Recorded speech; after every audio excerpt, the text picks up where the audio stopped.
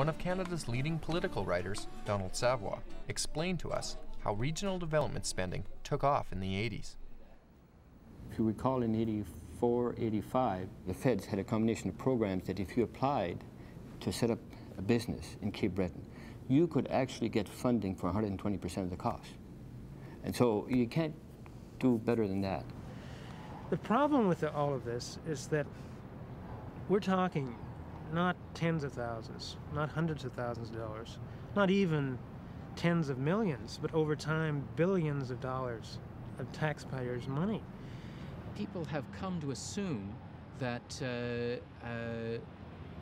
way economic growth happens is government identifies a growth sector, and they then entice companies to move into it, and they pay subsidies and so on, and that's the way a new sector of the economy emerges.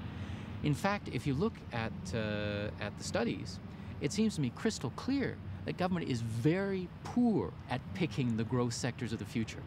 I think the height of it was in 1983, and Ed Lumley, he got up in the House of Commons, and I have some good news. I have a new regional programming that applies in every city, every town, every community, Toronto included. I think that was the height of it, and from there, we've never been able to sort of go back. What most of these subsidized projects were local projects for local jobs, and therefore short-term political expediency. Are those jobs real? Well, I think all you have to do is look at the number of companies that closed. You're coming to me and saying perhaps regional expansion is not that great of a thing because government is mismanaging it. But if you take it away, what else could Prince Edward Islanders or Nova Scotians or Newfoundlanders do?